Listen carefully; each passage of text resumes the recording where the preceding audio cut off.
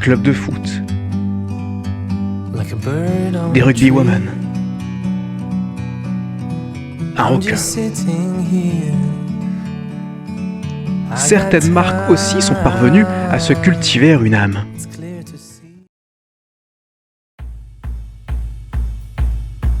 La pelote de laine se tisse un nouvel avenir. 76 ans après la création officielle de Fil d'Art, 116 ans même après le démarrage de la saga industrielle de la famille Mullier dans l'univers textile, qui a mené par la suite Gérard Mullier à créer en 1943 une petite échoppe à Poitiers nommée les Textiles d'Art et transformée rapidement en Fil d'Art. La pelote de laine est redevenue un produit de tendance. Bien sûr, l'image de la mamie, assise sur son canapé, un plaid sur les genoux, tricotant pulls, bonnets et écharpes reste très présente. Les cliquetis à rythme régulier des deux aiguilles s'entrechoquant afin de monter les mailles les unes sur les autres est une autre image gravée dans l'inconscient collectif.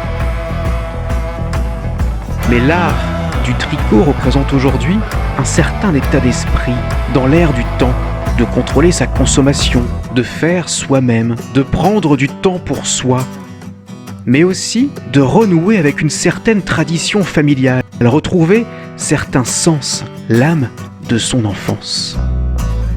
Le hashtag tricot sur Instagram, c'est près de 2 millions de publications.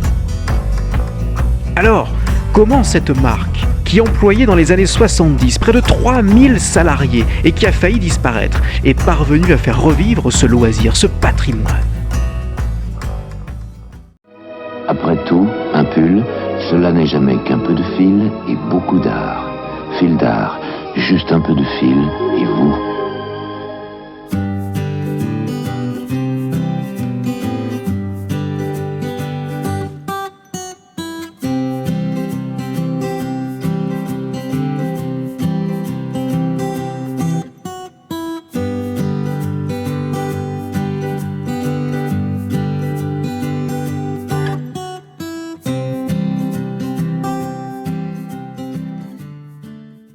On a des liens très affectifs liés à la marque.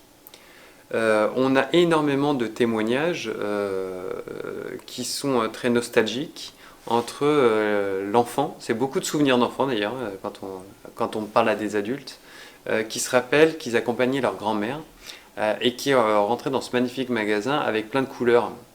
Donc ces murs de laine n'ont pas changé à travers toutes les années pour le coup. Et il y a eu toujours ce côté aussi charnel avec le toucher du produit au bout du compte. Hein. On avait envie de plonger les mains dedans. Et ça n'a pas changé. On a une clientèle en fait, qui a 2 pics d'activité. C'est la jeune maman et la jeune mamie. Donc tout est lié à l'enfance avec des codes et des valeurs très, très affectives et émotionnelles. Donc quand on tricote, c'est vraiment, c'est la jeune maman, souvent c'est le déclencheur principal. Mais le gros déclencheur, c'est l'enfant. Et donc... c'est comme si on veut donner à son enfant, on sait qu'on se prépare d'ailleurs qu'il va sortir, donc on va couper le cordon. Ben pour le garder et pour le conserver, on va lui tricoter quelque chose. Et d'ailleurs, la grand-mère, c'est exactement la même chose, puisque c'est la valeur affective de la bascule de mère à grand-mère, qui en fait va tricoter souvent les petits chaussons layettes. Donc les premières choses qu'on va faire porter à son bébé sont souvent tricotées. Et même dans un monde où on a entre guillemets une pléthore d'offres de produits, la seule chose qu'on ne donne pas, c'est souvent les objets qui ont été tricotés.